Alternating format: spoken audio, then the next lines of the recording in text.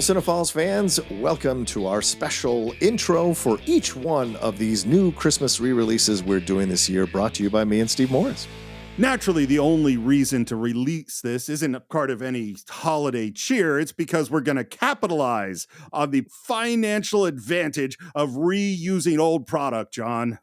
So I hope you got the toaster, the VCR, or the towel we sent you here from the Cine-Files to get you ready to enjoy this new reimagining of A Christmas Carol. Well, new I say, but from the 1980s, starring Bill Murray and Karen Allen. Steve, what is the film we have today? The movie, John, is Scrooged, and I cannot believe that you forgot it. Once again, I'm the only person holding the Cine-Files together, and I'm going to say one thing. You know what? After this holiday season, you, sir, are fired. Thank you very much. I appreciate that. Me and my tiny Tim will try to figure out life afterwards. But we hope you all are enjoying the holiday season and enjoying the Cine-Files, and we can't thank you enough for supporting us for another year. And of course, tune in next year and see if I'm still around. And with that being said, sit back, relax, and enjoy Scrooged. You want to save somebody? Save yourself. Oh, well, that's a wonderful attitude to have on Christmas Eve. Merry Christmas. Bah humbug.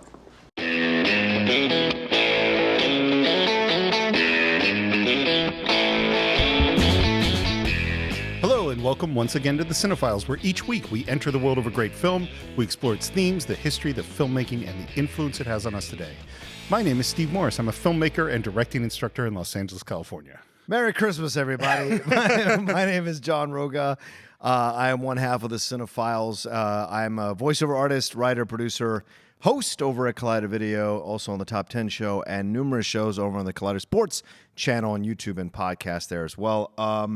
And I am so looking forward to this one. You know, Steve, what did we do? It's a Wonderful Life last year. 2 years ago. 2 This years is our ago. third Christmas special. What did we do last year? Miracle on 34th Street. Miracle on 34th Street. Yeah, such a fun film that I had seen, I think, for the first time before we did it. So Steve asked me, he's like, what film do you want to do this year? We kicked around some ideas, and when Scrooge popped up, it just seemed like the right thing for both of us. And so I'm incredibly excited to talk about this film. This is one of your favorites, Yeah, right? it really is, like bar none. And I don't know how much of a deep analytical, philosophical explanation you're going to have from Scrooge, but this is more like as a thank you to the fans and as a Merry Christmas to the fans of the Cine-Files as well. Well, what's funny to me is that we have, on the one hand, the classics of holiday films. Yes. It's a Wonderful Life and Miracle. And I believe we went the other way. Like, this is a dark, funny 80s kind of take on Christmas movie. Yeah, and this is our first version of the Christmas Carol story that we've ever done on the Cine-Files. Well, that's so the thing. Funny. That's the thing I wanted to talk about because it seems to have a very unique place in history. Yeah.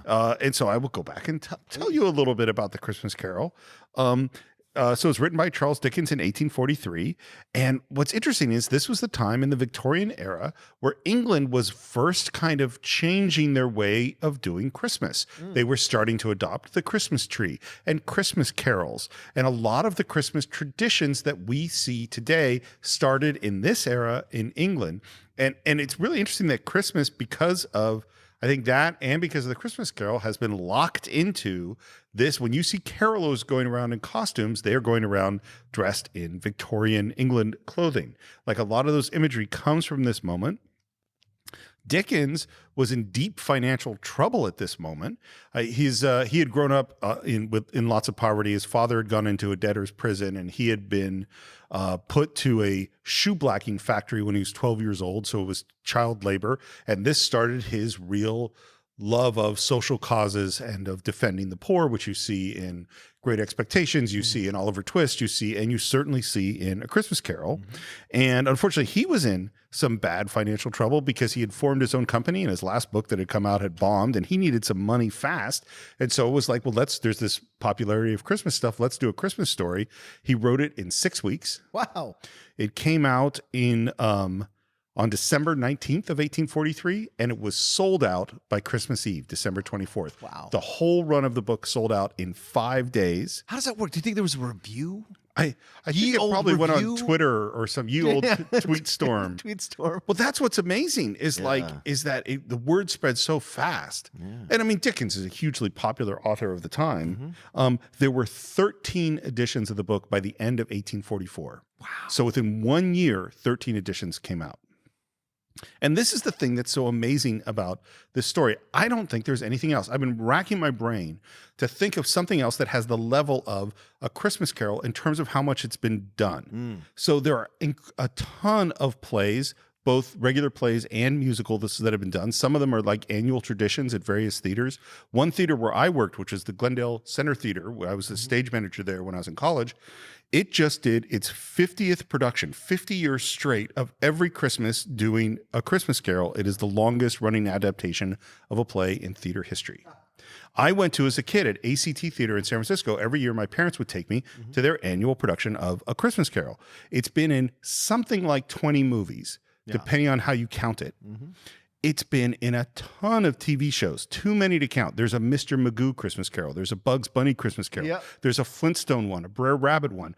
I remember the Happy Days one. Oh, yeah. There's Petticoat Junction. There's Bewitched. There's The Odd Couple, Sanford and Son, WKRP in Cincinnati, Alice, Family Ties, and The $6 Million Man. Of course. All have, which is funny because of Lee Majors, who shows up in this movie. Right. They all have, and I was trying to think, it was like, where is another story? I mean, there's things like Romeo and Juliet that have been adapted. Sure. There's the birth of Christ, and the crucifixion has certainly been told many, many ways. But I can't think of anything where it's just you take this idea of the person who's a bad person on some level having this visitation by multiple ghosts and past, present, and future, and that changes their lives. And it's been done. And of course, we have Muppet Christmas and all sorts of, I mean, there's tons and tons of Christmas carols. I can't think of anything else like it. No, I think it's a great point, Steve, because there isn't anything like it. I mean, you could look at It's a Wonderful Life as maybe the first or second greatest Christmas movie ever made. It's my favorite bar none. Right, but we don't have multiple renditions of it in. It's been remade once or twice. Right, but we That's don't it. exactly, and we don't see multiple renditions like in TV shows or in certain other media. We don't see that. This is the one story that people love to tell over and again. I think it's because it's rich with characters. It's an interesting story. Who hasn't known someone like a Scrooge in their life? And then and then the journey he goes on, it tells all of us that no matter how evil or bad or terrible our life has been or how we've treated people, there's still a chance for us to turn it around and be better persons and be better people in the world. Yep. And it reminds us that charity and the business of man or women both should be the business of everybody. You know, this is very interesting, and I think that's very why. simple, strong moral core, Yep. and a structure that obviously can be applied to everyone from the Fonz to Bugs Bunny to Kermit the Frog and whoever. George C. Scott. Yeah. George C. Scott, that's a great one, by the way. Yes. So, do you remember how you first came to Scrooged? Scrooged, yeah, I went and saw it in the theaters because I was at that age where I could go see these movies in the theaters, and the trailer was hilarious. And being a big Bill Murray fan, coming out of Caddyshack and SNL and a couple other things before Stripes, I was super excited to see Scrooged. And it was at that time, was it like 88, 89? What is it? 88. 88, yeah. It's at that time where I'm 18 years old, so I'm going to the movie to see, see movies on my own, to see with friends or whatever. So I do remember going to see it in the theater, and it just made me laugh. And very sweet story between him and is it Nancy Allen or Karen Allen? Karen Allen. That story between them is so sweet that that's the thing that brings me back to the movie over and over and over again. The humor is great, and the images of the ghosts, and so that's always stayed with me, which is why I try to watch it every year around Christmas, and sometimes even before Christmas, because it's so funny. So totally the same thing. Saw it in the theater with my friends. Huge Bill Murray fan off of all the same movies that you love. And then this was on VHS, and we watched it all the time. Yeah. I don't think I'd watched it in 10 years probably at this point. Yeah. Okay. Well, I just don't watch movies as much as you. Yeah. So and particularly it's the era of mid high school, like 84, right, until like film school 94, where I watched tons of movies over and over and over again. And since then I still watch a lot of movies, but I don't have that same, I will put that movie I've watched 20 times in again and again and again. I don't do that so much. But I really, really liked it. A little bit of pre-production. It's written by Mitch Glazer and Michael O'Donoghue. Michael O'Donoghue SNL is like I don't know if you know much about him, but take a look. He is the strange, bizarre, angry, mean, crazy genius of Saturday Night Live. Yeah. It sounds like he was a difficult, complicated, sexist, opinionated, stubborn, sick sense of humor, brilliant guy. Yeah. And they wrote it, and they wanted Bill Murray to do it right away. It was written for him, and they gave it to him 2 years before they started, and he didn't want to do it. And this is something I really didn't know. I can't believe I didn't know it, is that he kind of quit acting. Yeah. After Ghostbusters and Razor's Edge, he was like, he couldn't handle the failure he felt of Razor's Edge and the success of Ghostbusters, and he's like, this is not for me. And it took him a long time to bring him back to acting.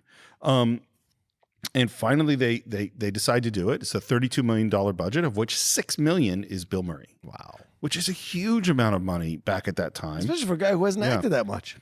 The producer of the film is Art Linson. He has a great list of movies, including Untouchables, Fast Times at Ridgemont High, Fight Club, and a movie we just talked about, Heat. What? He's the producer of Heat. Wow. Also produces Scrooged. Wow. And Murray wasn't happy with the script. And so he worked quite a bit with the script, and before he agreed to join the movie, and the biggest thing it sounds like was really working on the relationship with Claire, the Karen Allen character. He really needed that to be working, because otherwise, and I agree with this point, it is just a movie about a really, really horrible person. Yes. Without the Karen Allen story, it would not, I don't think it succeeds. That's why it brings me back every time. Here's another. So this movie is directed by Richard Donner.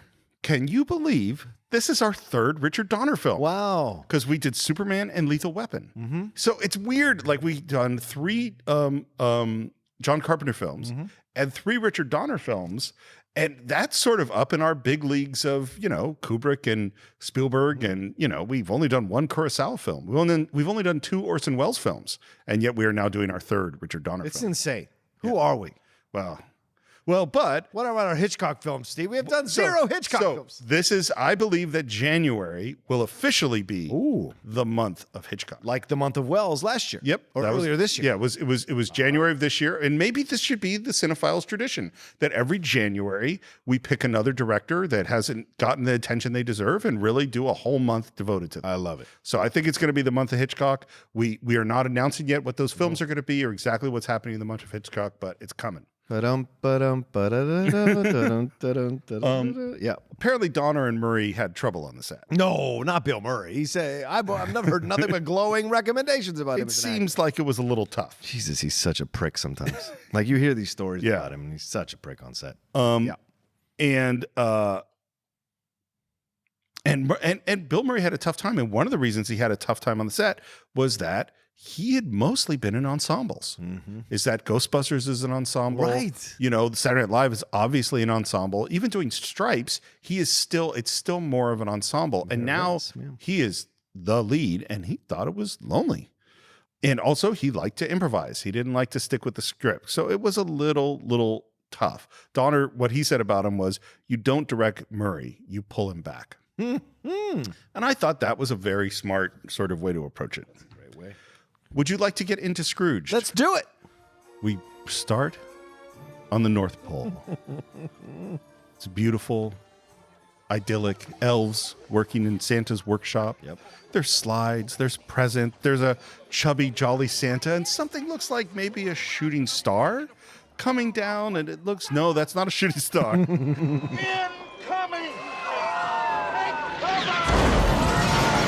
That is an attack. The North Pole is under attack, John. There's gunfire. There's it's scary. Scary stuff is going on. And what does our elves and Santa do? Well, they run over to the cabinet and pull out automatic weapons. Yep. Because they're going to fight back. And you're going, what the heck is happening here? Guy pulls up on a snowmobile dressed in white, comes in. Everyone backs up. Who's this guy going to be? He's got a big gun, pulls off his hood. It's Lee Majors, the $6 million man. Yeah, man. $6 million man, son. And that's when we realized that we are in a commercial for The Night the Reindeer Died. Cut to another commercial with Robert Goulet's Cajun Christmas. Goulet. Then we're into a Leave It to Beaver promo. Hi, Mom. Where's Dad? Should have been home by now. Well, Wally, if I know your father, he's out chasing beaver. Father loves beaver. And we should say this before we get too deep into it. This is a very 80s film. It's a very dated film, but for those of you who grew up in the 80s, it has a special place because the references, you get all of them. And it has some darkness in its sense of humor. Sure. Which, by the way, I did watch it with my 7-year-old. And? He loved it. Oh, okay. Although there is one thing that freaked him out, and he's had a couple of nightmares. Oh, really? I'll tell you when we get there. But he loved the movie. Feeling He thought the movie was awesome. Yeah. And now we cut to, we're in a board meeting with Bill Murray, and it ends up that these are the new commercials for the IBC Christmas season. Here on IBC, you'll love it. It's not a great slogan. And he asked to show me the Scrooge promo. And we go into a commercial that starts on a book, and we pull back to see John Houseman. And we hear all this stuff about this movie that just sounds insane. Yeah. Live via satellite from New York, Bethlehem, Helsinki, West Berlin, and the Great Barrier Reef, Charles Dickens' immortal Christmas classic, Scrooge, starring Buddy Hackett, Jamie Farr, the Solid Gold Dancers, and Mary Lou Retton as Tiny Tim. There's like satellite hookups all around the world. Yep. This is a huge, huge project, and we end with Christmas Eve on IBC. You'll love it. You know what occurred to me in this moment, watching it this time? IBC, it could have been IBS, irritable bowel syndrome. And maybe that's a little joke by Donahue about it, but maybe. I don't know if they had that term back then. So Bill is not pleased with this promo. Yeah. And they've apparently sunk $40 million into this thing, which, by the way, the budget for Scrooge is $32 million. So this is quite a lot of money for a TV show. We have spent $40 million on a live TV show. You guys have got an ad with America's favorite old fart reading a book in front of a fireplace. Now, I have to kill all of you. I have to kill all of you. Yeah. It's so funny. And that's Bobcat Goldthwait there, sitting out there. And also, I forget that actress's name, but she's Richard Donner's wife. Oh, who's the assistant? Yep. No, not Alfred Woodard, the one who's sitting there, the blonde. Right. Who's pouring him the drinks and stuff. Yes. Oh, that's right, because she is in Lethal Weapon. I think she's one of the women with the... Oh, as a psychiatrist, that's right. Yes, I had forgotten that's who that is. He goes over to Bobcat Goldthwait, puts his arm around his head and is touching his ear and then flicks his ear. Yeah. And then he says... Here's the kind of thing I would have done. Grace, cue it up. Oh, boy. And the camera pushes it on Bill as we see... Drug addiction. International terrorism. Freeway killers. Now, more than ever, It is important to remember the true meaning of Christmas. Don't miss Charles Dickens' immortal classic, Scrooge. Your life might just depend on it. And he's mouthing the words. He's mouthing the words. Yeah. And here's the thing. Is this ridiculous? Sure. Yes. Literally, can you turn on nightly news and it says, tonight at 11, your child's school lunch might kill him. Yeah. Tune in. Your life might depend on it. Exactly. I mean, like, literally, we have stuff like this all the time. It's true. It's very true. And so is it extreme to put it with, and ridiculous to put it with Charles Dickens' Christmas Carol? Yes. Is our networks trying to scare the crap out of us in order to get us to watch stuff? Yes. Yeah. Good point. It's after the meeting. And it's a fantastic satire, this film as well. After the meeting, Loudermilk, which is the Bobcat Goldthwait character, comes up to talk to Bill, and he kind of has a problem with that Scrooge promo. Well, you can't show that commercial. If you run that, you're gonna frighten people. Think I'm way off base here? Yes, you're a tad off base, sir. That thing looked like the Manson family Christmas special. Yeah. It's a Manson family. And there's this great moment where he says, if I can change it, I'll let you know in 5 minutes. Well, thank you, sir. Thank you. And Loudermilk thinks he's being serious. Yeah. Like he's actually going to change this, when in fact he's just drawing him in to fire him. So he turns to Alfred Woodard, his assistant, who's basically the Bob Cratchit character in this story, and says, call security, have them change his locks, clean out his desk, and toss him out of the building. Oh, he's fired? But it's Christmas. Thank you. Call accounting. Stop his bonus. Oof. And then they even have a code for it. Yep. Code 9. Code 9. Yeah. Which she begrudgingly does, but she needs the job, which we find out later, because she has kids and a kid with an affliction. Yeah. And she's working for a truly horrible person because the next thing he does, spots her kid's drawing on the wall. He gets mad because it has 11 fingers on Mrs. Santa Claus or Mrs. Claus instead of 10. Tosses that away. Yeah. Loudermilk is crying down on the plaza below the building, and out come the security guards. And who is watching Loudermilk through a big telescope but Frank. Bill Murray, because this is kind of fun. He likes watching this stuff. He pours himself a nice drink, tab and vodka. That's a funny drink. And we're getting into a conversation about what do we give people on our Christmas list. The two choices are towel. Yeah. Or a VHS. Most of these people are going to get a towel. Yeah. And including the question is, how about his brother? His only brother. His only brother. Yeah. Towel. But you see in Bill Murray's acting this hesitation, this uncomfortableness about it. Yeah. And then he gets frustrated and takes the book back from him. I'll just do it. Give me the book. I'll just do it. Towel. Mr. Cross's office. Towel. VHS. Thank you. Most of these are towel. He's such an anger at everybody. Such an anger of everything. One of the things I was thinking about, and this is this one scene where I think this does kind of come up. So Ebenezer Scrooge is cheap. Yes. Both with himself and with everybody else. He is penurious. I believe is a big word to use. And Bill Murray is cheap. Frank Cross is cheap. But I don't know if I feel like that's his motivation. Like he's trying to hold on to money. There's almost more of a meanness. Yes, no, there's no, it's not about holding on to money. It's a meanness. It's a power play. And when you start to go through the movie, you start to see where he came from. Yeah. And so you start to understand, not accept or think it's okay, but you start to understand where his meanness comes from. Yeah. Because to get to where he got to, he had to adopt this personality and shed himself of any attachments in order to That's hit what he this believes wall. that he had to do. Right. Yeah. Exactly. That's what he believes he had to do. Right or wrong. That's what he believes. So he thinks he's just following the path that he's supposed to follow because he's the youngest executive in TV history. Yep.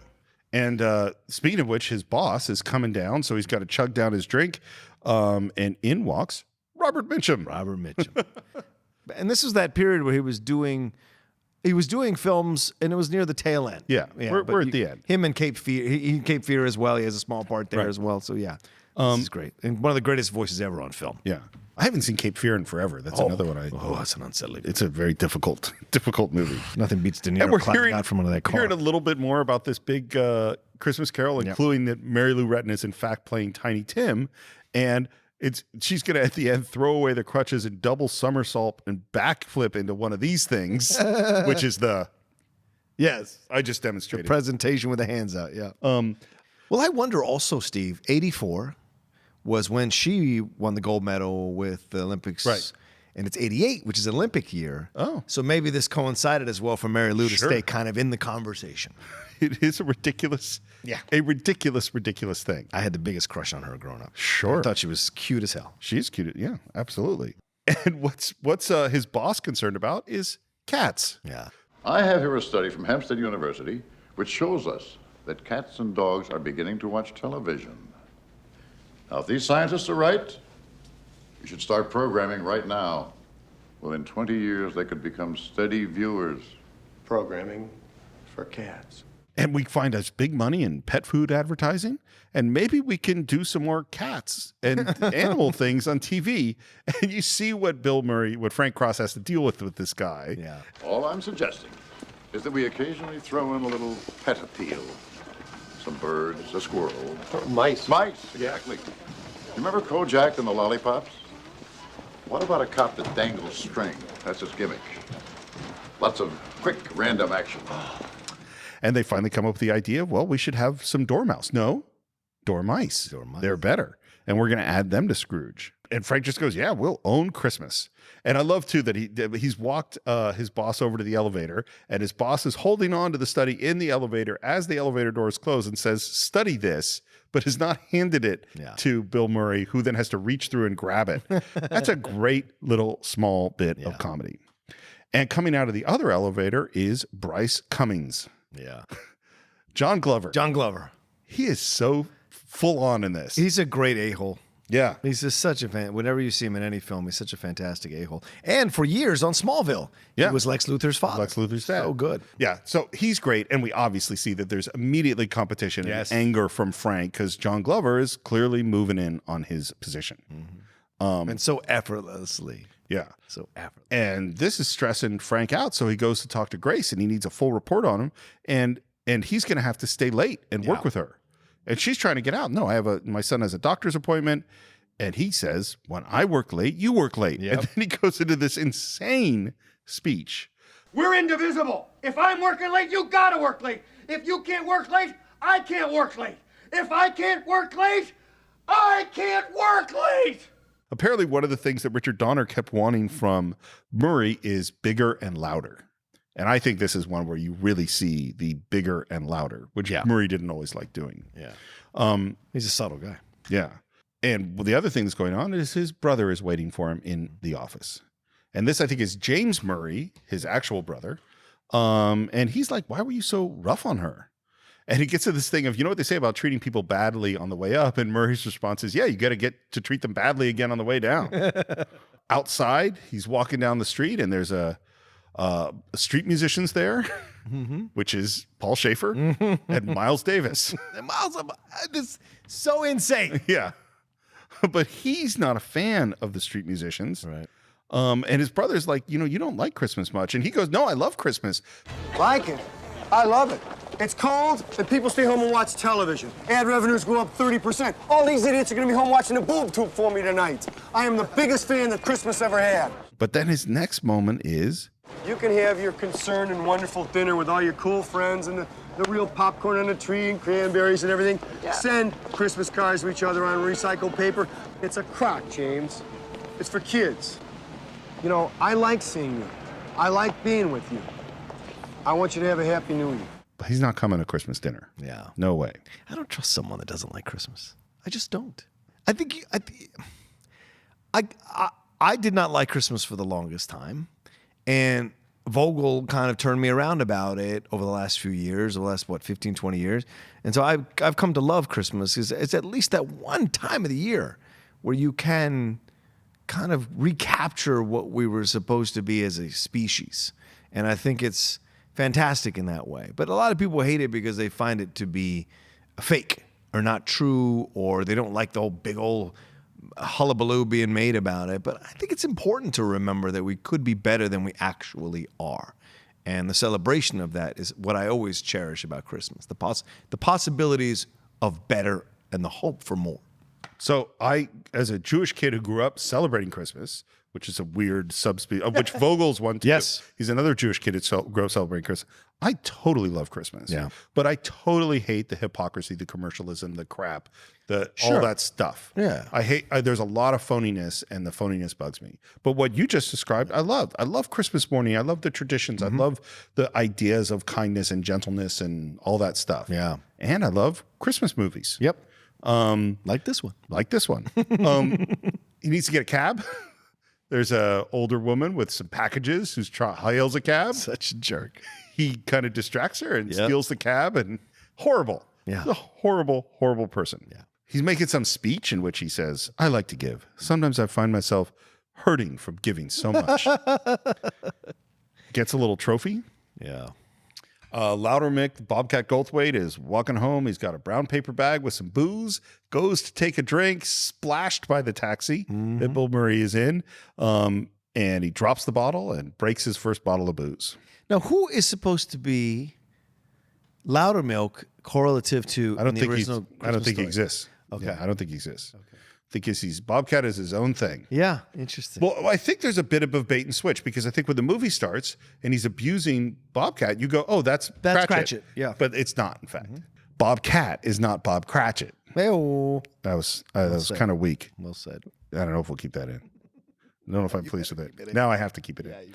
But it could be a version of Bob Cratchit, just not the same version. It could be that him and Alfred Woodard are like Bob Cratchit split in two. A little bit. Because he A does little not bit, I think. abuse Grace the way he abuses Loudermilk and the way Scrooge abuses Cratchit in the original story. Yeah. He's not a good tipper for the cab. What a shock. Yeah. Leaves his statue that he got an award, whatever, in the cab. Walks into the lobby. He's greeted by the doorman very nicely. he's not nice to them. Nope. And we cut to Grace, who is leaving that doctor's appointment with her son. Yeah. $200 I don't have to tell me that you don't speak. I'm your mother. No, you don't speak yet. And then she's like, you're going to surprise a lot of people. You start talking, you become a lawyer, and then you sue his butt off. And we get a little bit of the story. And this really is the Tiny Tim character. It's this kid, Calvin, who cannot speak. Yeah. Bill's in his office, pours himself a nice tab and vodka. There's a knock. Tab was big in the 80s, kids. Still not a good mixer with vodka. Oh, no. Or a good soda. There are people that loved Tab and were so upset. And you can still get Tab in Mexico. You can? Yes, and people will apparently smuggle it back. Oh, really? They love that stuff. Tab? Yeah. That's the way I feel when I see an RC Cola. I'm always like, what? They still make these things? Kind of like RC Cola. I'm just like shocked they still make I like RC Cola better than Pepsi. What? Yeah. I'm a Coca-Cola guy. You're an insane person. Pepsi's the best. It's funny. I'll take Pepsi over Coke, but Coke Zero over anything Diet Pepsi. Definitely or Pepsi agree with Max. that. Yeah. But no, my dad, so Coke, my dad, there was no drinking. My dad didn't drink. He was a dentist. He was an optometrist. Optometrist. Yeah, right. so no connection to that. Sorry about He wanted to see straight. He didn't want blurred vision. That was what it was. There we go. But he, Coca-Cola that was the beverage. That was like and we weren't really allowed to have it. And every once in a while we would get a Coke. My dad could, if you served him a Pepsi in a restaurant, it didn't tell him. He would call the waiter over. Oh, of course. It's like, I ordered a Coke. Yeah. This is a Pepsi. And they're like, sir, I assure you it's a Coke. It's like, no, don't lie to me. I know what a Coke is. Yeah, Coca-Cola was big. My dad collected Coca-Cola memorabilia. Mm-hmm. Yeah. Wow, that's cool. Yeah, Coca-Cola, old like. I think that's what separates Coke from all the others. Oh, sure. Is the memorabilia that comes with it. Because it's such tied to Americana. This is a digression, but have you been to the Coca-Cola? This isn't the top 10 show, so we won't digress too much.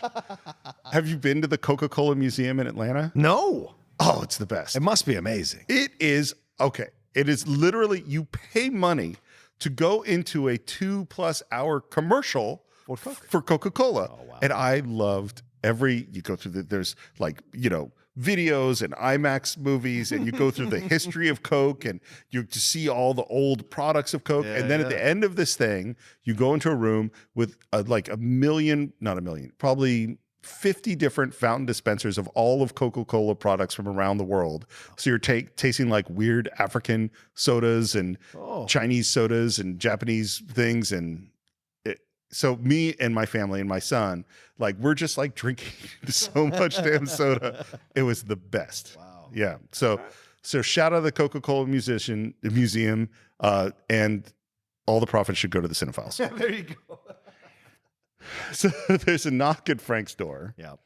And he says, "Who's there?" And then the door starts to shake, and the door is bending, and he grabs a gun, and the door explodes. In walks Lou. Yeah. Woo-wee! That was a good one. How are you, kid? You were... would you excuse me? I'll make myself a little drink. John Forsythe. He is great in this scene. Oh, good. Bringing his golf clubs along. Unrecognizable. Totally. The voice is there, but unrecognizable. Yeah. Asked to make himself a little drink, and Bill Murray opens fire. Bango, bango, bungo, ba-bang, ba-bang, blam, blam. And I like that he's yelling bang, bang as he's shooting him. This is a silly movie. Yeah. I don't mind you hitting me, Frank, but take it easy on the Bacardi. On the Bacardi. And then a mouse pushes a golf ball out of his head. That scene is disgusting, man. That did not bother my kid. He was totally fine with that. Yep, no problem with that at all. I didn't remember how much stuff there was, so I might not have had him watch it. Fair. But, you do what you do. You make your terrible parenting choices. And you have the classic joke of now he drinks the booze and it pours out of his body. Yeah. And then we find out this is his old boss, his best friend. And I love the moment where Bill Murray's struggling to say, but you're dead. 7 years. Has it been that long? Geez, I mean, to look at you, I wouldn't have guessed more than 3 tops. And he's here to change his future. Now, I don't think we have to inform anybody of what the plot of Christmas Carol is. This is Jacob Marley, who's his old business person who's coming to stop him from sharing his fate. Yeah. It's such an interesting way because I mean it's all set within a TV structure, Right. right? So it's this way.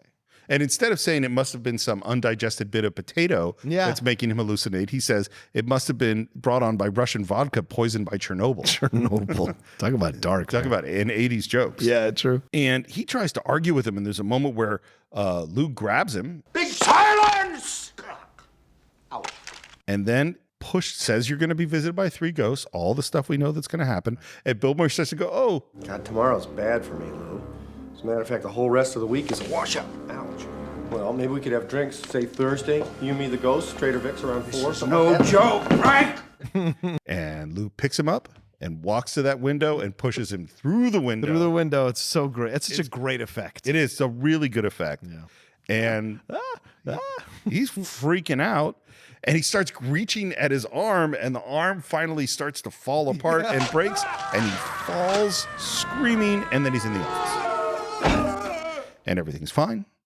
And he looks over at the phone, which is dialing itself, and we hear Karen Allen's voice. Hi, this is Claire Phillips. I'm not here as usual. Leave a message for me and I'll call you right back. Ho, ho, ho. Merry Christmas. Speak at the beep. And he runs to the phone and leaves this desperate message. This is Frank Cross. I know it's been I love that he looks at his watch. 15 years since we talked, but I really need to talk to you right now. Something terrible has happened.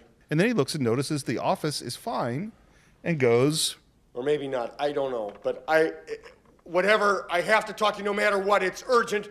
Call me at any hour. My number is 674-9565. 674-9. And then he drinks what's left of his vodka, and what comes out of his mouth? Golf ball. So it really happened. So, well, here's a funny thing. We were watching this movie with our friend Wendy, and at one point, then as we're talking about the movie after, she said, because my son is asking questions, and Wendy said, oh, well, because this was all a dream. And I went, was it?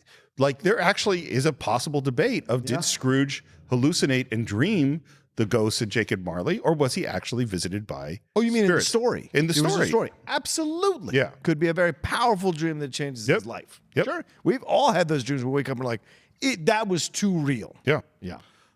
I think this all happened. Sure. That's my feeling. Sure. The atheist that believes in ghosts. Okay. In the movie. I mean. In the story of the movie. Go ahead. There was no Ebenezer Scrooge. Cut it out. He's fictional. No way. In the Bible.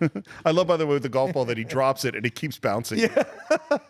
Not quite physically realistic, but still funny. But, once again, and before we move too far past the John Forsythe character, it's so great what he says to him, like you in the book, I should have been about the business of my fellow man. Right. Not about building the money up and doing whatever. And he starts to tell Frank, you need to do this. And Frank's being such a dick. Whereas the original Ebenezer Scrooge is always just like, oh, I don't know. I don't want any part of this. I don't know. Right. Frank is a jerk. It's hard to say that who's like a worse person, Frank Cross or Ebenezer Scrooge. Yeah. But they're both horrible in their own ways. Well, I think Ebenezer Scrooge in the original becomes successful from a determination. Whereas Frank becomes successful by being a jerk. And I think there's a difference there. Well, and I think Ebenezer Scrooge is just sad. He's sad, lonely, angry. It's a tragic story with him. Yeah. Whereas Frank is horrible. Yeah, I mean, Ebenezer Scrooge is horrible too. Yeah. I don't know. We'll have a Scrooge off. We're at Grace's house. Get to meet her family, which seemed very nice. And then they complain about not having a tree because, when trees are free, we'll get them. Yeah. And then we see that they're decorating Calvin, her son. Which means he is paying her nothing to be almost nothing to be his assistant. Nothing in terms of comparison to a high-powered executive secretary should be making almost 6 figures. He was paying her piddly. Well, and this is where it's also, and again, the movie, but it's like, couldn't you've been here 5 years, you couldn't find a better job than this guy? Oh, well, fair enough. But the movie is the movie. And there's just this great shot of the son who's covered with the decorations and just looking sad. Yeah. It's just, and you're like, oh, okay, this is their lives. Next morning, they come in with the news report that an 80-year-old grandmother died from watching the Scrooge promo. And Frank's response is, this is terrific. I knew that ad worked. You can't buy publicity like this. He's a horrible, horrible person. Yes. And now he comes with the idea we should run the promo with a disclaimer. People with heart conditions must leave the room. It's no publicity, no bad publicity, just publicity. We're on the set arguing with the censor because she doesn't want to see nipples on the solid gold dancer. Wow. And his response is, I want to see her nipples. But this is a Christmas show. Well, Charles Dickens would have wanted to see her nipples then. which is funny. I find that a funny line. Oh, okay. I thought maybe you knew something about Dickens' obsession with nipples. Listen, if you read closely in Pickwick Papers, the Pickwick Papers, it of becomes course, very clear. And as he's talking to the censor, some guys come up with a lamppost, which as they turn, he ducks, she doesn't. The censor gets knocked out. Right. This is a joke that's going to come back a lot. Mm-hmm. There's a lot of physical comedy in here, a lot of slapstick. Yeah. And then who shows up but Karen Allen? Yeah. And she calls him Lumpy. Lumpy. Lumpy. Lumpy.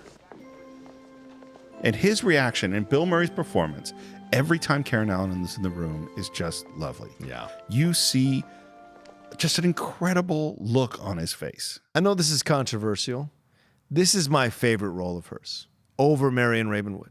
I just think she lights up the film every time, every second she's in it. She just radiates this warmth and energy, and you can't help but be attracted to that as you're watching it. And I don't mean attractive in a physically sexual way. I mean just you're like a moth to a flame when she's on camera in this movie. I totally agree with everything you're saying. I'm still struggling in terms of her performance and the glow that comes off of her and the smile, and absolutely, she's like angelic. Raiders of the Lost Ark is one of my all-time favorite movies. So it's like hard for me to go, yeah, it is in fact the first movie ever done on the Cine-Files. It is. But she is unquestionably amazing in this thing, and their chemistry is really, really great. Yep. As he's talking to Claire, the dance choreography calls him over to say, hey, I got something to show you, does a little 5, 6, 7, 8, and the solid gold dancers go into their routine in the middle of A Christmas Carol. And I believe that this is the last filmed performance of the solid gold dancers in history. Wow. I believe. Okay. Because the show had been canceled. And so this is it. Yeah. For you kids out there, Solid Gold was a show every week where they counted down the songs, the greatest songs, and Solid Gold dancers would come out and dance, do routines to those songs. And occasionally the artist would show up and lip sync those songs, never sing live on Solid Gold. So really, you don't need to go back and watch Solid Gold. I don't know. Some of those were fun. Those Solid Gold dancers were certainly sexy. Claire is worried about him because he sounded like last night that he had seen a ghost. Yeah. A ghost? And he's trying to play it off. He just ran across her number. And she's like, no, I know your scared voice. I know you, Lumpy. I know that voice. That was the frightened Lumpy I heard. And now they're interrupted by the mouse that is going to be the dormouse. But now we got to get antlers on him. You got staple antlers on him. And he can't get the antlers on. And yeah, exactly. He just stapled the antlers. Claire doesn't like the stapling the antlers idea. I love that shit. And I love that. Just staple the antlers on him. Yeah. And I love the moment where she goes like, if you staple this mouse, I'll call the Humane Society. And he says, Same old Claire. Still trying to save the world. You still trying to run it? That's just such a beautiful window into their relationship. And, who knows you better than the person who actually legitimately loved you? Totally. She knows, and he knows all your sounds and all your comment and knows exactly how to hit you. And right as they have this moment of connection, he is looking just past her and starts yelling. Get out of here! You called me. Who are you, anyway? You little worm. Who are you? How'd you get in here? Well, maybe you'll answer some questions downtown, huh, my friend? And who is he grabbing? Calvin. Yep, Calvin. The little kid. This is horrible. Yeah. Grace runs up. What the hell is going on? This is my little boy. And his response is, all right, you beat him. Yeah, I know. It's certainly a product of the 80s, like I said. And she just thought it would be fun to have him see a live TV show. To which Frank's response is, anyone having fun here? Why are you so angry? Why haven't you ever learned how to button a coat? And again, that connection just snaps back in every time they're looking at each other. Yeah. And he apologized for calling her because he might have woken up her husband or kids. No, she's never got married. Yeah. He's never gotten married. And there's a lot of hammering going on, and he's having a moment with the girl. So he keeps yelling to have them hold the hammering. And she's asking about last night, and he's trying to play it off. Again, he yells to hold the hammering. And she says, well, if you need to call me where I work. That's where I'm more likely to be. And she gives her a card.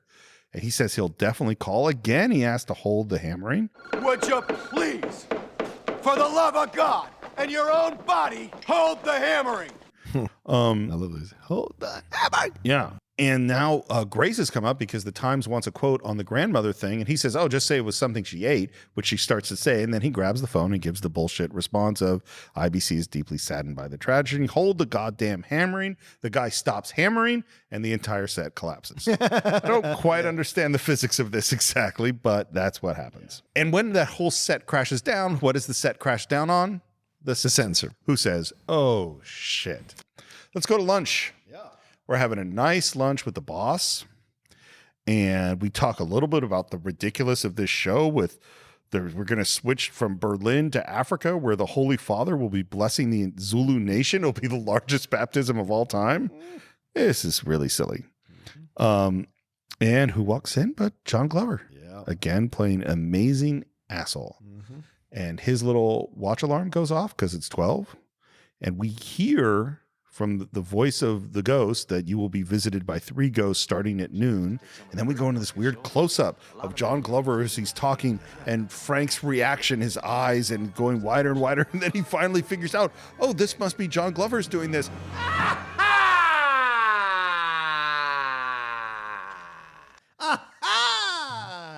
There's just an awkward silence, and Glover keeps going. And Bill Murray's performance through this whole scene is just fantastic. The waiter comes up to deliver their highballs and gives it a drink, and there's an eyeball in the drink. Now he's freaking out by the drink. By the way, the waiter does a great job in this scene. It's very, very funny. Terribly sorry. Are you him? Are you him? Are you he? Yes. And he goes, take it away. And the waiter's like going, oh, yes, I'm so sorry. I will take away. And of course, as they take away, no eyeball. Yeah. And there's a guy lighting a baked Alaska. Have you ever had baked Alaska? No, I'm not a big fish guy.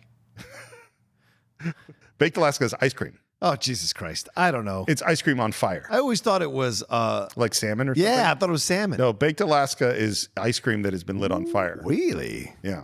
Why do they call it baked Alaska? Because it's on fire. Oh, and because it's, I don't know, I think it was traditionally served on like cruise ships going to Alaska. Okay. That's a little bit full of shit. Okay. Maybe it's because that's where I first had it, was on a cruise ship going to Alaska. Fair enough.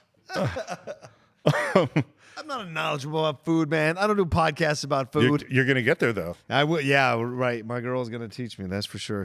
By the way, of the flaming desserts, baked Alaska would not be my highest recommendation. Okay, fair enough. Bananas Foster, I would say, would be my highest flaming dessert recommendation. Okay. That is delicious. Okay. I can make you that too. Yeah? Sometime. Sure. All right. Get some alcohol, some brown sugar, bananas, light it on fire. Some tab. Of course, tab. That's more as a chaser. Of course. I'm down with that. And what he sees is the dude making the baked Alaska is slowly lighting on fire. Yeah. And he is freaking out, and no one knows why he's freaking out. And finally he says, I'm going to go have some air, throw some water on the guy. And then his line is, and this line I find problematic at this point, but he says, I'm sorry, I thought you were Richard Pryor. Yeah. But I don't know. Doing the show for years with Matt, stand-ups are brutal towards each other. And it's supposedly a badge of honor to be as brutal as possible to each other. So I bet if Richard saw that, he'd probably laughed his ass off. Probably. And he slips on his way out, and he heads outside, hails a cab, and there's a normal cab there. But then this other cab pulls up, and that is the one he gets in. Yeah, man. And immediately that cab starts just driving crazy. He's so good in this role. Relax, Frank. Enjoy the ride. How do you know my name? I know absolutely everything, Frank. You see, I'm the ghost. And he looks at his his driver's license. Says "Ghost of Christmas Past." And wait, I didn't write down his. It's David Johansen. David Johansen. So of the New York Dolls. Yeah. So this is David Johansen of the New York Dolls, also known as Buster Poindexter. Yes. Yes. He's fantastic in this. So good, man. Really, really funny. He's on the Tom Waits has worked so much. as an actor, it's surprising to me that Johansson didn't work more because he's so good in this Great in part. this thing. And then we head off into the and he starts smoking and the smoke goes out of his ears. And then we drive into this huge thing of smoke as Bill is screaming and the ghost covers his eyes. There's lightning and there's flashes and we see the fair ticking back and we realize this is time ticking back to the 50s, a la Back to the Future. Yes. I think it very much feels like that. And we come out of the fog and get out of the cab as the cab is, filled with smoke. Apparently there's so much smoke at one point that he coughed up blood. Bill Murray did from inhaling so much of this stuff.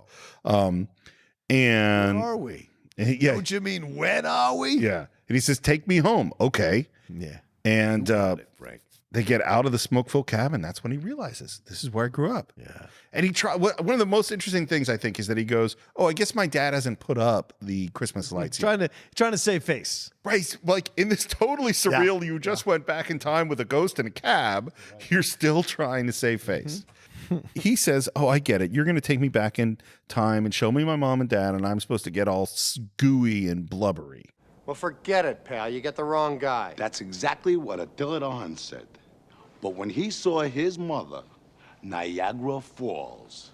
One of the things that's weird about this movie, by the way, is his TV network is literally making the Christmas Carol. And there's not a lot of, so you're I'm Scrooge and we're doing the Christmas Carol. Right. He's not that cognizant of it. But in this moment, he is. Yeah. And the ghost walks right through that door. And Bill Murray tries to walk through the door, hits his head. Ghost pops out and says, "I love that bit." And we move inside. They can't hear us. They can't see us. This is not live. It's like a rerun. Check it out. And we see a pregnant mom and a kid smiling and watching the Lone Ranger. And immediately Frank starts getting a little misty. Yeah. Right away. In walks Brian Doyle Murray, another of Bill Murray's brothers. Actual brother, yeah. Yeah. And gives him his Christmas present. A choo-choo train? No, it's 5 pounds of veal. What's a kid going to do with 5 pounds of veal? It's a very strange. I mean, obviously, Dad is a butcher. Yeah. He was working down with Polly over at the meat place. Yeah, right, in Rocky, yeah. And she's smoking cigarettes. Boss is pregnant. Yeah, and he's not happy about the veal. And Brian Doyle Murray's response is, or Dad's response is, Well, then go out and get a job and buy a choo-choo. Ah, Earl, he's only 4 years old. All day long, I listen to people give excuses why they can't work. My back hurts, my legs ache. I'm only 4. The sooner he learns that life isn't given to you on a silver platter, the better. because he wants his kid to get a job. Yeah. And Mom says, I'm going up. Baby, don't watch too much TV. It's bad for your eyes. Hey, Mommy. Merry Christmas, Frankie Angel. Merry Christmas to you, Mama. and she walks out. Is she leaving Dad at this moment? Oh, good question. I don't think so. Because There's a line later in the movie about your mom leaving you. Oh. And I go like, would she just walk out on Christmas Eve? Maybe. After the veal incident? I don't think this is the moment she walked out, but you could certainly make a case because remember, he maintains a relationship with his brother that's very strong. So, Well, and I get the sense that his brother is in the belly right now. Well, and I get the sense that he was there for his brother as protected him on some level because his brother is like, I'm never not standing by Frank. Right. And Frank now, Niagara Falls. Niagara Falls, Frank. Niagara Falls. Outside, Frank's pulling himself together, and really, he says, "I was just touched by the gift because in $1988, 5 pounds of milk-fed veal. That's That's $50. That's a big gift." And then he would go into that his whole life, all of his real memories are from TV. And he goes, "No, what about when I played that baseball game?" It's like, "No, that was a TV show." Well, what about when the little girl running down the hills, like that's Little House on the Prairie? Was it the homecoming episode of Little Yes, House? it was the homecoming episode of Little House. It's funny. And this is when we had that term of started coming into the pop culture zeitgeist, the idea of a latchkey kid. Yeah. Right? Because people were working so much that they were putting their kids, and TV was raising the children. This is why this film is such an interesting satire bubbling underneath about the power of television and how it can replace the parents and in essence raise your children and the dangers of what was going to come 30 years from now, from that time. Well, and the ghost response is, let's face it.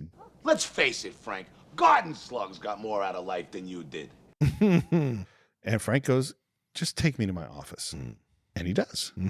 His office in 1968. Yeah. At a Christmas party where a woman is Xeroxing her butt. You ever Xerox your butt? No.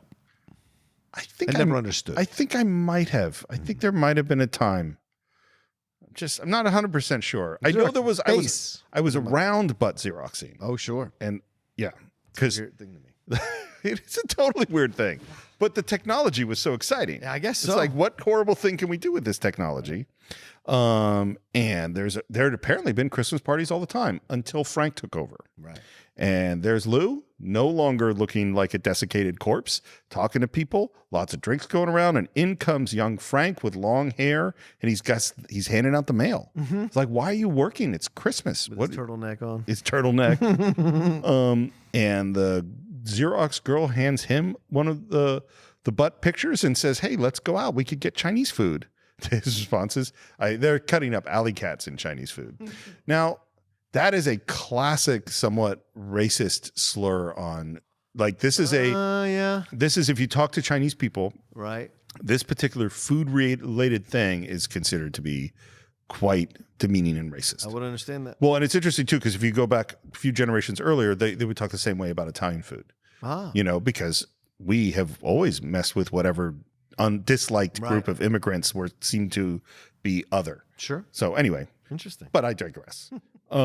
And he walks out, and I love old Frank yelling at himself for not going with that girl. Right. And of course, the ghost knows. It's like, no, that's not the girl. This is the girl. Yeah. And who does he run into? Claire. Yeah. Yeah. Once again, luminescent. Yeah. And they bump into each other. They drop stuff. They go down to get the stuff. They bunk heads. Yeah. He goes down alone. He has a TV guide, naturally, because that's what he was going to go home to do, was just watch TV. And there's this sort of connection that's obvious. And he says, hey, do you want to come to a Christmas party? No. Young lady, do you shop here all the time? Because if you do, I can walk on the other side of the street. And then finally she asks, do you want to go get some Chinese food? And and Frank watches all this from the taxi, smiling. Yeah. Until the Chinese food line, and then we have this yeah from a cat. All right. And now it's them in a relationship, and they're opening presents. And she's in the tub, or he wants to open the presents, and she's in the tub. He tries to keep the ghost from looking in. Smoking a joint, by the way, in the tub. Yeah. Yeah. Well, it's it's the 70s. Yeah. And he wants to open the presents, and he's given her a set of knives. I've never liked a girl enough to give her 12 sharp knives. And she gives him the Kama Sutra. Yeah. Fortunately, my son did not ask what these jokes were about when we were watching about the Kama Sutra, but it's a funny bit. Did that. Ooh. Did it. Yeah. Done this. Done this. Buddy of mine did this. Now this is ridiculous. I don't believe this for a second. It says there's a place that you can touch a woman that'll make her bark like a dog. He's funny. I love this stuff. It's very much, probably improv. Yeah. Oh, of course it is. Yeah. And then the place on the woman that you could touch her and make her bark like a dog, to which she starts like barking like a dog. And then we cut to a dog. It's 1971. Yep. We're in a TV show with some mailman, and a guy in a big dog suit comes in, and we know, of course, that that's Frank. Yeah. When we cut to, and there's this thing about, what is it? It's a bone. The audience starts yelling, and then David Johansen stands up. It's a bone, you lucky dog! Cut to commercial, and there's Lou again, who is making plans to make reservations with his attractive secretary and his wife. Make a reservation for 3, but your wife's in Palm Springs. Okay, just me and you then. And then decides to invite Frank and his girlfriend. Yep. Speaking of girlfriend, in walks Claire. He's really excited. We've got to go. We're going to go tonight out to dinner with the boss. And she goes, Oh, no, we can't tonight. We're going to David and Kate's for dinner. We planned it for a month. what he pulls next is just horrible. Yep. Yeah, it is Christmas. It's a time to be a little bit less selfish, you know? Maybe if you could put my needs and the needs of the Frisbee show ahead of your own needs, I mean, I have been fighting for the integrity of this show. This is the opportunity of a lifetime. He manipulates her He in a tries. terrible way, yeah. Tries. Yeah.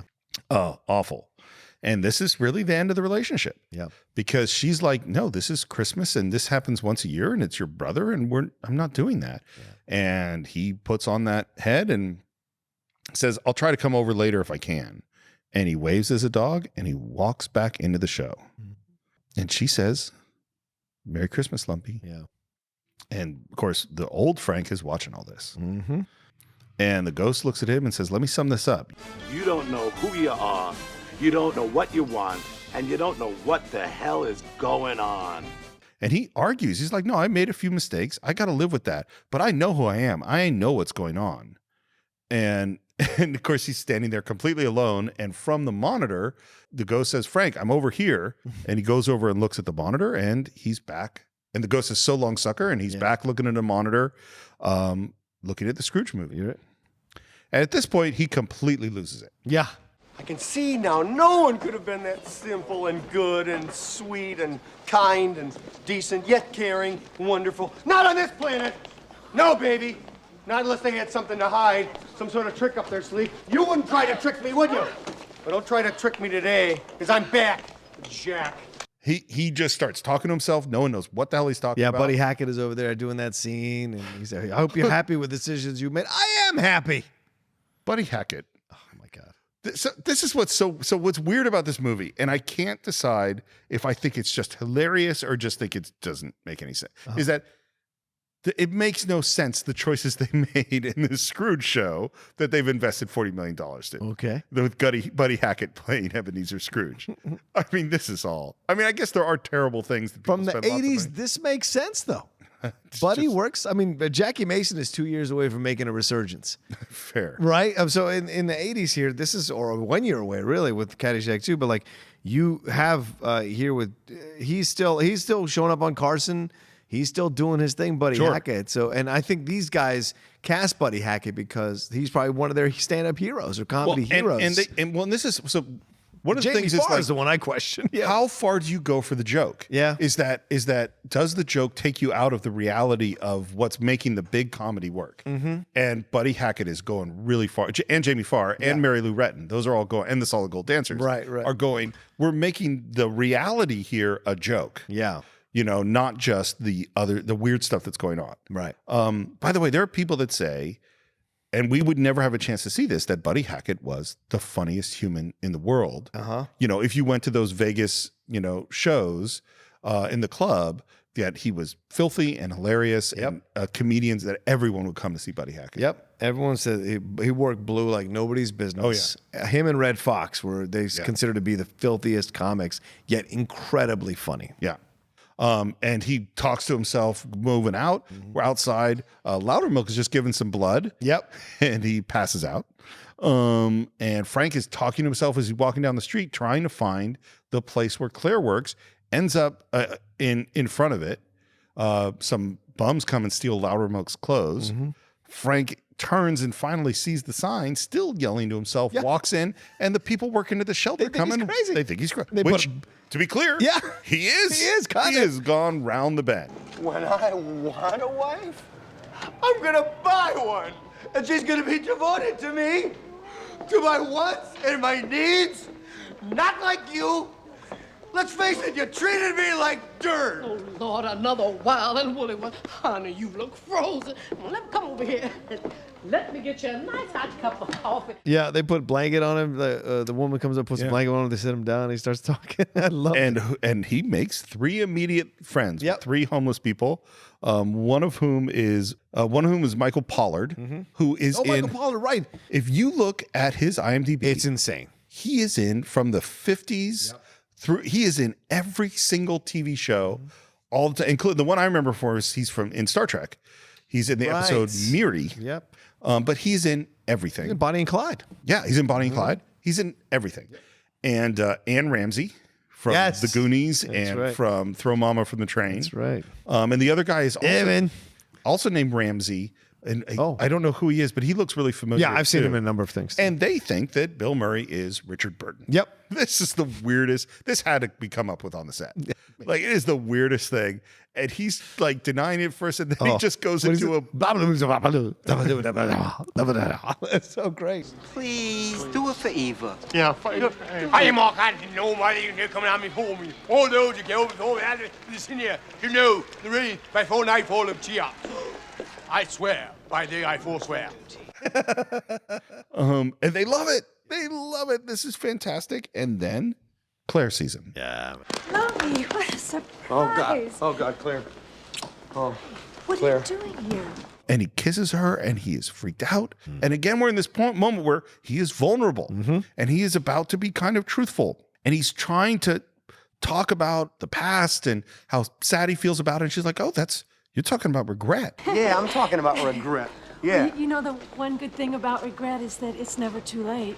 You can always change if you want to. I deal with that every day. Okay, we'll deal with this. I want to take you someplace right now and eat Chinese food. Which is obviously symbolic for something. And then the two women that work at the shelter come up, and there's problems with fuses, turkeys, and immediately he turns. Yep. Well, what about the turkeys? And the turkeys are at the A&P? Look it up in the phone book. No, It's under A. No, and if you can't find it there, it's under P. I have to call them myself. I'll call them. You don't have to call them. These are big girls, very big girls, and they can do it. These people are incompetent. You know, fire them. He becomes Executive Frank. No, Claire, please, fire these people. Fire them. Yeah, you fire them. They're volunteers. They're here out of the kindness of their heart. They're volunteers because no one will pay them. They are incompetent. And that turn happens. He becomes horrible instantly. Yeah. And she's still going like, no, let me just deal with this. Yeah. There are people that need me, and I need to take care of this, and then I will go out with you and I'll spend time with you. And he's just, that moment is past. Yeah. I'm going to give you some advice, Claire. Scrape them off. Scrape them off is a brutal thing to say. Well, it comes back too, yeah. Yeah. And he says, you want to save somebody? There you go. Save yourself. Yep. Oh, well, that's a wonderful attitude to have on Christmas Eve. Merry Christmas.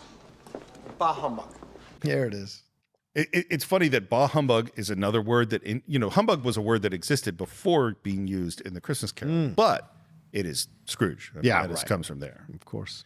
And he leaves. And I think Michael Pollard asked him for some money, and he says he blew it all on Liz. Another decision that in almost a Groundhog Day sense is going to haunt him. That's what it feels like to me, is he made this decision, and it's going to be real bad. Yeah. We're back at rehearsal. There's the dancers. Houseman is reading. Buddy Hackett is surrounded by kids. And John Glover is helping out with cue cards. And Frank glares at Glover. Listen, I call the meal breaks around here. Oh, Frank, I'm sorry. Look, if it means that much to you, I'll call everybody back and you can tell them it's time to go to dinner. Hey, everybody, hold on a minute. Frank's got something to say to you. And then he hands him the bullhorn. It's a great dick move. Yeah, total dick move. And suddenly he's all alone on the set. And light turns off, and more lights turn off, and more lights turn off, and it's dark, and Frank calls out, and we hear bells, and there is Carol Kane. Yeah, the great Carol Kane. Hi, Frank. Come on. Come on out and play with me. It's funny. I kind of go, which performance do I like better, this one or Princess Bride? And it's really tough for me, partially because this is so much bigger. I will always choose Taxi. Oh, Taxi's great. I mean, her in Taxi's incredible. And also, Unbreakable Kimmy Schmidt, she's really funny on that series. I didn't watch it. Yeah. She's one of my favorites. She's great. And she does some silly dance moves, and then comes in towards him and just kicks him in the balls. There's a lot of slapstick. Yeah, yanking the lip down, the whole apparently nine. pulled his lip so hard that he bled.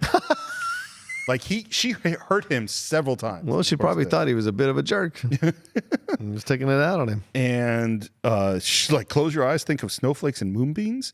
Goes for the Three Stooges eye poke, which he does the Three Stooges block. It's a very good kung fu move. Yes. Puts an X and glitter on his cheek, pulls back and punches him. And now we are outside, like on a fire escape, looking into a building, and it is Grace's family. Yeah. Having look, Frank. Yeah. And we see that kid again, Calvin, and we see the other kids try to do this kind of get the ball in the hole kind of game, and they can't do it. And then he takes it and walks over to the window and immediately does it. Yeah. And this is the first moment that Frank goes, oh, this kid is kind of smart. And what's wrong with him? And this is when we find out he hasn't spoken a word since he saw his father murdered in front of him. Yeah. And Frank didn't even know that Grace's husband had died. Oh, Frank, don't you remember that period when she wore black for a year? I remember her wearing black, but I thought it was a fashion thing. I mean, people were wearing black, you know. Yeah, you didn't even notice. And what is Calvin watching on TV? A Christmas Carol. And here's Tiny Tim say, God bless us, everyone. very important for later on. And we go into the kitchen and we see there's wrestling and playing with the family and they're zerbiting each other. And Frank and the ghost come in through the window and she starts zerbiting him and he's laughing. And this is like the first really joyful Frank that we've seen. And then just as in the middle of the joyfulness, she punches him. Yep. And he tumbles down the stairs. She's my favorite character. She's really funny. And Carol Kane's voice that she creates for this role is just so good. It's great. And we go into his brother's house where they're having a party. And they're playing some kind of TV-based Trivial Pursuit. And the first question is, what did Lurch play on the Addams Family? Frank knows the answer. It's a harpsichord. And then they start talking about Frank and joking about him and the gift they got last year, which was a shower curtain. And we got the gift this year, and it's a big box. So we already kind of know that something is not what he said. Well, no, Frank gets upset because that's not what. Right. That's not what I thought. He was supposed to get the towel. He's supposed to get the towel. And then he's like, well, it's fine if he keeps the VCR. And then his wife, which is, I think, Wendy Malick. Yeah, Wendy Malick. Who's great, says, You invite him to Christmas dinner every year, and every year he's too busy to come. And when are you going to learn? Well, never. He's my brother. A toast to my brother Frank. I wish he was here. which I think is It's a Wonderful Life reference to the richest man in town. Absolutely. And that at that moment, he says, keep the VCR. Yeah. It's a write-off anyway. Can't resist being a jerk. And the next question comes up. What is the name of the boat that Gilligan took to the Gilligan's Island? I knew the name. Minnow! The Minnow. And of course, the next thing that happens is that the ghost of Christmas Present finds a toaster. Hits him with the toaster. Knocks him down, and he is in a sewer. Yeah. A frozen sewer. Ah, this is a sad moment. And he calls around, asks for help. Hey, down here! Hey, down here! Calls for sanitation. Hey, Jersey, call streets and sanitation! Calls for a cop. Oh, I'm having the weirdest day! Cop! Hey, cop! Help me, please! Looks down, sees something, turns, and there is Michael J. Pollard, frozen, the guy he saw from the shelter, frozen, holding a watch, and dead. Yeah. It is brutal. Yeah. This is the moment that freaked my son out. Oh, wow. It's the frozen dead guy. Okay. That's like that wigged him out. Wow. Not the guys coming out Not the Ghost of Christmas. Nope. That's hilarious. No, he thought that Okay. was funny. Okay. That didn't bother him at all. And he's trying, like Herman, like what happened? And he tries to be Dick, and he talks about Liz, and Jesus, give me a happy ending here, Herm. Come on, man. then goes, maybe I should have given you the $2. And then he gets angry. He gets angry at him. Yeah. Why didn't you stay with Claire? You moron. You jerk. Why didn't you stay at Claire's? Why didn't you stay with Claire? She would have taken care of you. You would have eaten. You would have been warm. You might be alive. You'd be a prettier color, I'll tell you that. And who's he talking to? Himself. He's talking to himself at this moment. That's what it's the great thing about this movie, Steve, is he's a jerk at the beginning, he's a jerk, but like as you go through his story, you start to understand and sympathize with him because he had a terrible upbringing with that father who was cold and distant. What he went through trying to get ahead, he thought, he was so desperate to get ahead and be in a position of power because his father instilled in him that bullshit about you got to work all the time. So all of it is just built in from the beginning. But he has these moments of real honest emotion and real vulnerability around Claire. And then this moment here, when he is yelling, this is a window into what we're going to see dramatically from Bill Murray later in life. And it's fantastic to watch this movie. It's so real and powerful. You forget that this is a comedy. In this moment, it feels like a little bit of a drama. Well, and this is, I think, he knew he was making the wrong choices when he was making those choices. Yes. He knew he should have stayed with Claire. He knew it. Yep. And yet he had to get what he had to get, you know. And he sees this door and he slams into it and he slams it again and he crashes through into the set. Smell like urine! And he hits a barrel and the barrel rolls into the sensor. It's another physical gag on our poor sensor. Do you think we could get away with that? No, we couldn't get away with that. I don't think so. There's so much violence towards her as a female. Yeah. Through the whole movie. We couldn't get away with it. There's a lot that we couldn't get away with. Sure. I mean, there's a lot Fair. of stuff that's like, Fair. you know. Yeah. And of course they go like, oh my God, you know, where did he come from? And he's trying to get away and they want to send him up to the office. And he's like, no, go supervise the satellites or something. Heads over to the elevator. And who's coming out of the elevator but the ghost of Christmas Future. Right. He's here for me, come on! All right, come on, give it to me! You think I'm afraid of you? The day I've had? I know what you came for. Come and get it, you. It's on his knees. He gets on his knees. And of course, Cross, John Glover comes up and was like, no, that's our Ghost of Christmas Future. He's a great guy. And he realizes, oh, he's in the show. Right. And now it's like right before the show and everyone's practicing. Mary Lou Retton does a little tumbling run and says, God bless us, everyone. We see this really nice shot of Bill in his office through the window who's drinking. And then we have this montage of directors calling for cameras. John Houseman is narrating.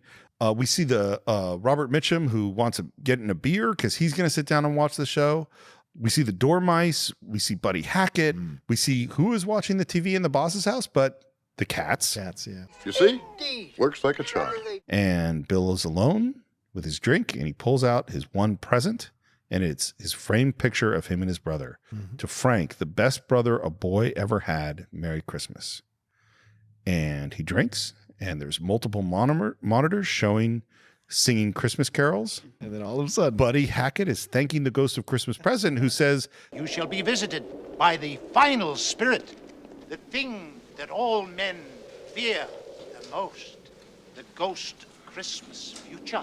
and then we see that ghost move in on Buddy Hackett and Frank drinks and the real ghost comes up on those monitors. I think this shot is really cool. Oh, it's incredible. It's a really cool shot of our Ghost of Christmas Future.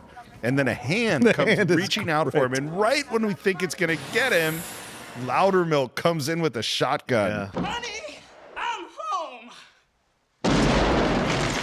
Totally unexpected, completely out of our Christmas Carol story. Hello, Rabbit. Would you give me a running start? Sure.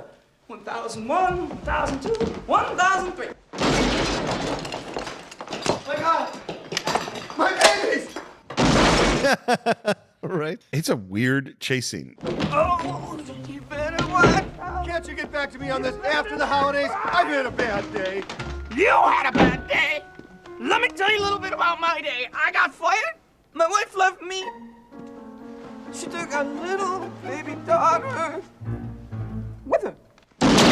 Yeah, this all happens pretty quickly for Loudermilk. His wife must not have been the best. Yeah, right? I mean, honestly, could you listen to Bobcat Goldthwait's voice all the time? That's true. I agree with that. It's funny hearing him interviewed because that isn't really his voice, but there is a little bit of that. Well, it's like Putty. Yeah.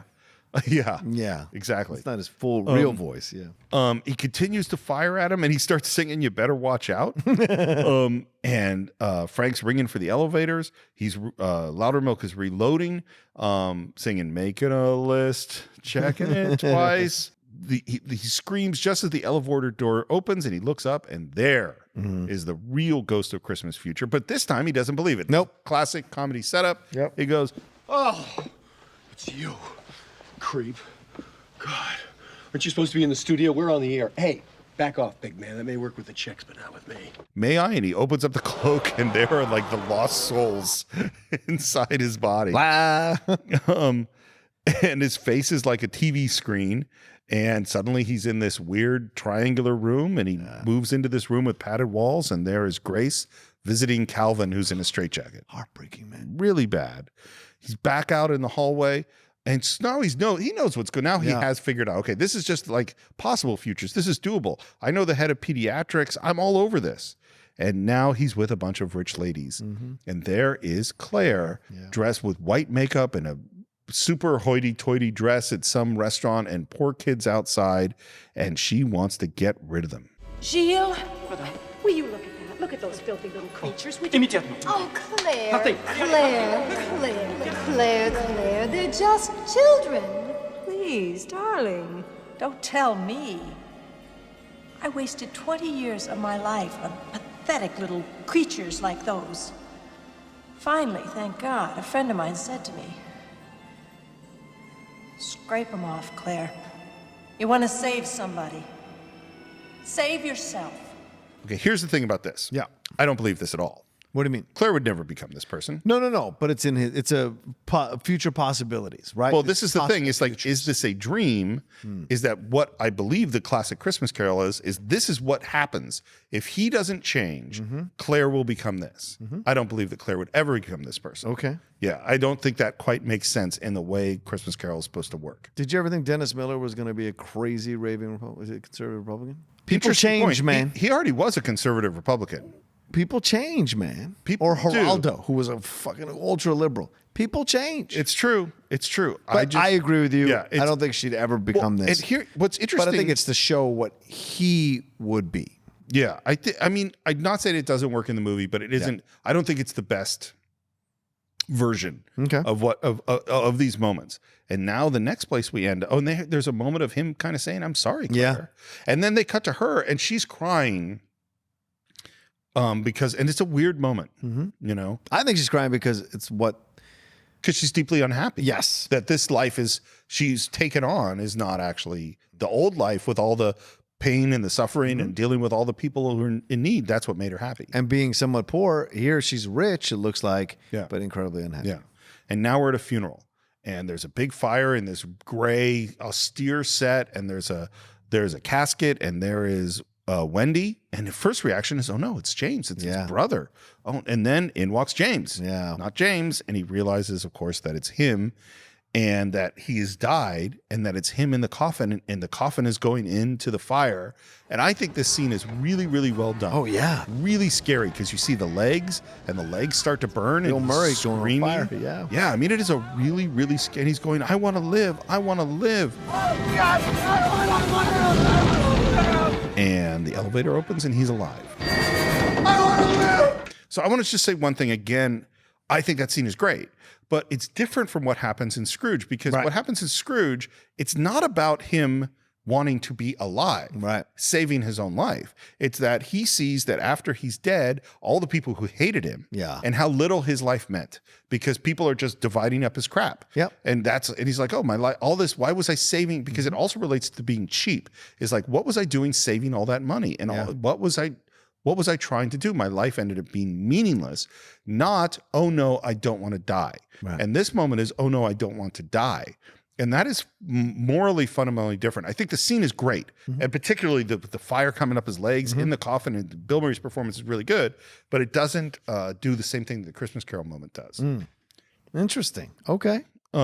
Elevator door opens, he's alive. He is happy he's alive. He's thrilled to be alive. There's still a dude trying to kill him. Yeah, right. Again, not the same as Christmas Carol. And now what he does to turn Loudermilk around is bizarre and hilarious and funny. Yeah. All right, here's the deal. I hire you back twice your original salary. I make you my vice president in charge of programming, and I give you an office up here. Would you like my office? No, I don't like your office. He's like, "Let's go downstairs. This is going to be so much fun." And he kind of gets Loudermilk to go along. Well, doubling your salary helps. Yeah, it would help for me. Although I don't think he was being paid very well in the first place. You're right. Good point. We're back to the set of Scrooge, and Buddy Hackett is waking up on Christmas morning asking for the biggest goose in London, as you do. And he tosses down a coin to get that goose, and who catches it? Frank. Yeah. And suddenly, like, holy crap, that's Frank Cross. Yeah. And there's a bit of a panic, and the people in the studio are going, "What do we cut to? We got to do something." And who walks into the control room but Loudermilk with the gun? And the boss is watching. He's upset. Yeah. Frank calls up to Loudermilk. "How you doing?"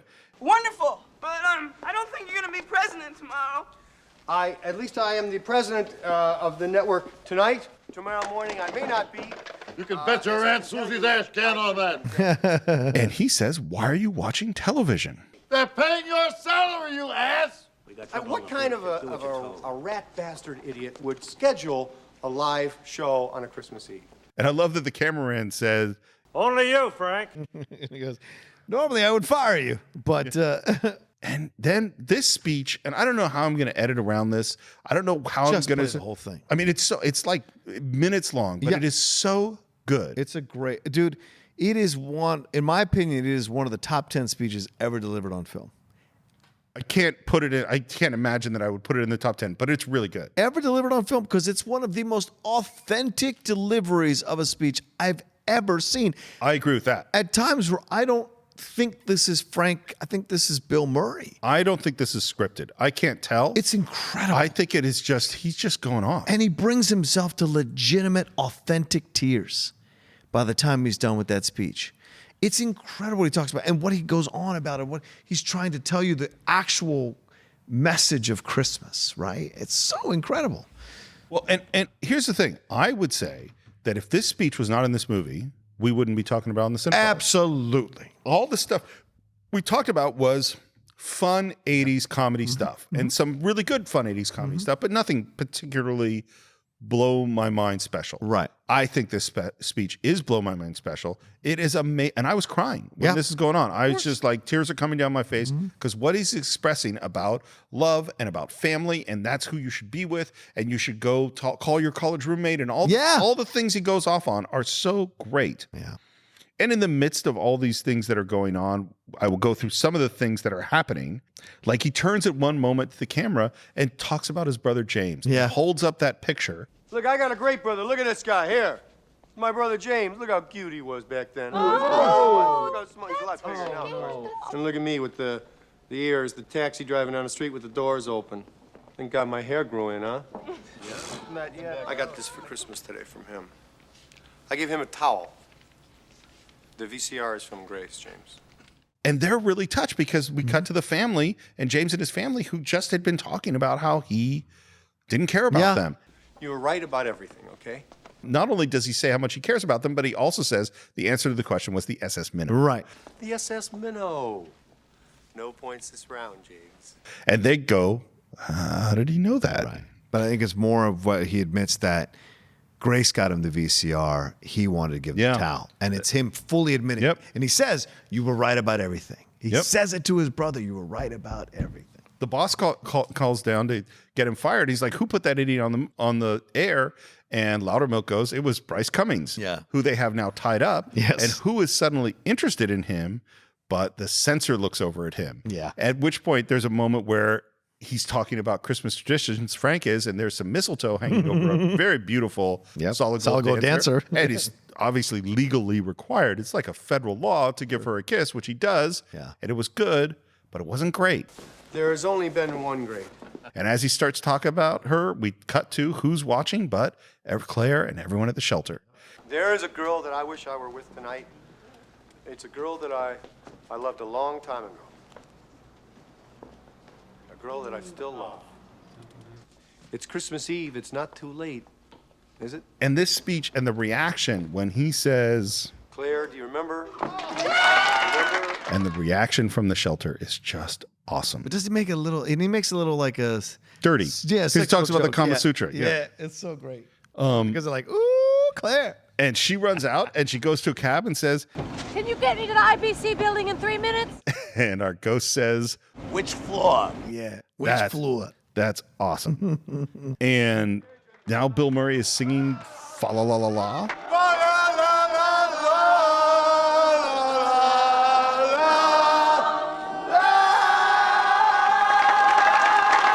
We should be taping this.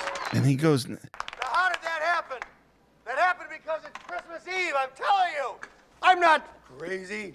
It's Christmas Eve. It's the one night of the year when we all act a little nicer. We smile a little easier. We share a little more. For a couple of hours out of the whole year, we are the people that we always hoped we would be. It's a miracle. It's really a sort of a miracle because it happens every Christmas Eve. And if you waste that miracle, you're going to burn for it. I know what I'm talking about. my note here is just play speech. You have to do something. You have to take a chance. You do have to get involved. There are people that are having trouble making their miracle happen. There are people that don't have enough to eat. There are people that are cold. you can go out and say hello to these people. You can take an old blanket out of the closet and say, here, you can make them a sandwich and say, oh, by the way, here. I get it now. And if you give, then it can happen. Then the miracle can happen to you. It's not just the poor and the hungry. It's everybody who's got to have this miracle. And it can happen tonight for all of you. If you believe in this spirit thing, the miracle will happen, and then you'll want it to happen again tomorrow. You won't be one of these bastards who says Christmas is once a year and it's a fraud. It's not. It can happen every day. You just gotta want that feeling. And if you like it and you want it, you'll get greedy for it. You'll want it every day of your life, and it can happen to you. I believe in it now. I believe it's gonna happen to me now. I'm ready for it. It's great. It's a good feeling. It's really better than I felt in a long time. I'm ready. Have a Merry Christmas, everybody. This one gets me every time. It's great. When he gets into that area of the speech. Like, I'm getting emotional now talking about it. And I would argue that this is who Frank actually is. Yep. This moment. The kid who asked for the choo-choo is the kid that believed in miracles and possibilities, and dreams, and it was crushed out of him by bad parenting, and situations. And so it's like, this is who Frank actually is, and he remembers in this moment what it was to have childlike innocence and wonder and believe in the world again. Yep. And it was so great. And he's having this moment, and then he says, he kind of finishes it, and he says, I'm ready. Have a Merry Christmas, everybody. Right. But he's not quite done. Nope. Because next to him is Calvin. Yeah, man. And he looks down at Calvin and says, did I forget something, big man? Big man. I love that the way he says it. Yeah. It's so respectful from the way he talked to him before. So disrespectful. He becomes submissive in this moment to him. Did I forget something, big man? Yeah. And Calvin says, God blesses everyone. And Alfred Woodard's reaction, the clap. Oh, such a genuine, authentic reaction from a mom in that moment.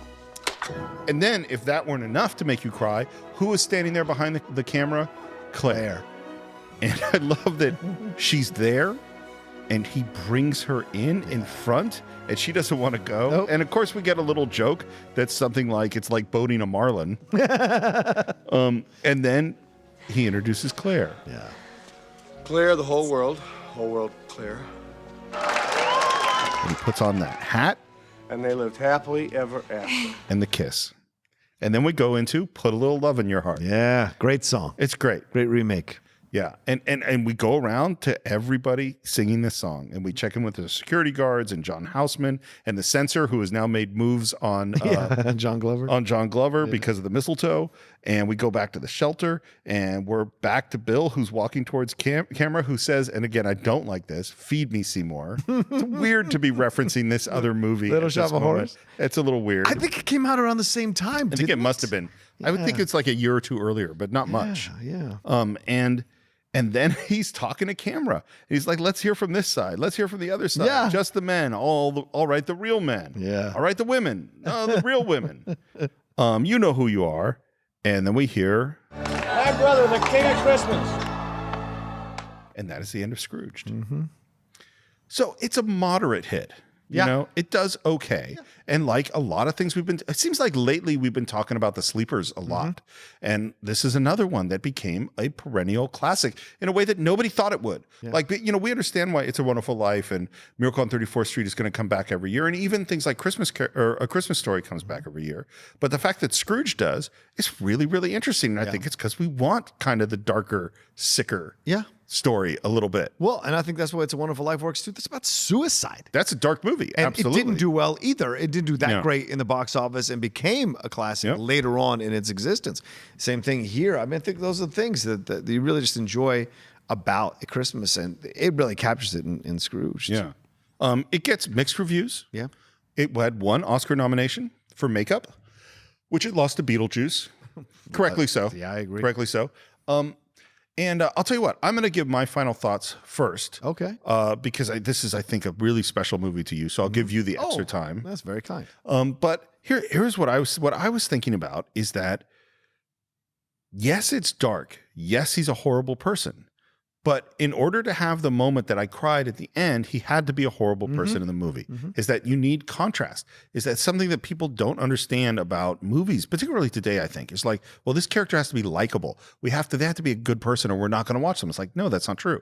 They have to be interesting. And what Bill Murray does in that final speech, there's just so much truth and honesty and love and joy and I'll say spirit of Christmas that it's going to hit me every single time. Yeah. How about you? It's a film that I come back to all the time, every Christmas, for a myriad of reasons, but two really big reasons, and that is Bill Murray is a guy that I think now in our pop culture has become so revered and beloved. You say Bill Murray and people have a reaction now. And so this is the beginning of that Bill Murray coming into our consciousness in this way. And it is such a fantastic performance from him. And then overall, you have this vibe of this movie that doesn't pull any punches with how much of a jerk this guy Frank actually is. No point are you ever lulled into a sense of cheering for this guy. No. And that's a brilliant thing about the movie. It's such an incredible film that shows you a jerk, a guy you shouldn't like, a guy you should hate, a guy who probably reminds you of your own boss. And then he has the epiphany. He has that moment. And when he has the moment, the authenticity, it's one of the most unique experiences you will have on film watching this movie because of that authentic, emotional, probably improv last speech that Bill Murray delivers.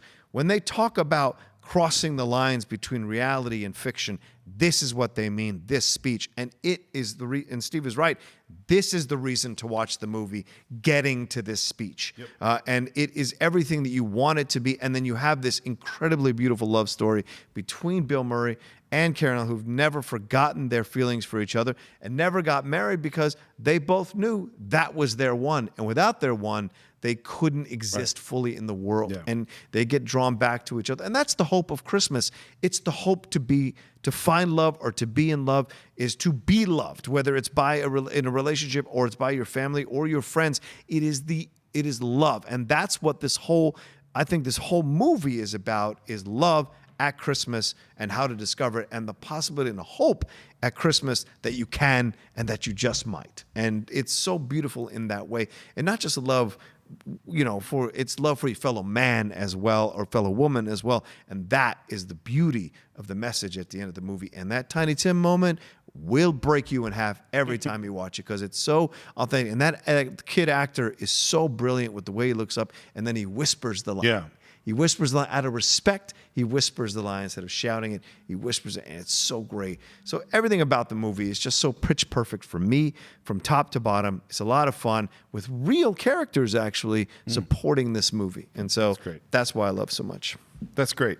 So that's what we think of Scrooge. I hope you will love it as much as we do. And if you did, tell us on our Facebook page at the Cine-Files. And if you didn't, you can tell us that too. You could also subscribe to the show on iTunes or on YouTube, Stitcher, and a whole bunch of other places. Please leave reviews on iTunes, comments on YouTube. Visit our website, Cine-Files.net. Buy a whole bunch of movies there and anything else you want to buy from Amazon. You can also stream movies there through Amazon Prime. You can become a supporter of the show on Patreon, patreon.com/thecine-files. And you can reach me on Twitter at SRMorris. John, where can they reach you? You can always reach me at The Roca Says on Twitter or on Instagram. And I'll be having some eggnog, some Christmas cookies, doing my own thing there in Virginia. So it'll be nice to be going home for the first time in 2 years. And I guarantee you, Mom and I and my girlfriend will sit and watch Scrooged while we're there. So definitely let us know what you thought. And I want to say some, I know this isn't 100% the last episode of this year, but I do want to say, since it's Christmas, thank you to all of the fans who listen to us and support us and leave us comments and tweet at us and do all the things that you do, because those are the things that keep us going on this show and keep us enjoying doing the show for you all. And to see how it's grown from when we started it as a pitch from Steve to, do you want to do this thing, to where it is now, it's been really incredible. And none of it could have happened without any of you listening to us and any of you followers and fans of us. You guys are our Christmas presents every week. So thank you so much. Hear, hear. And so happy holidays, Merry Christmas. Hope all you Cine-Files have a happy new year, and we will see you next time.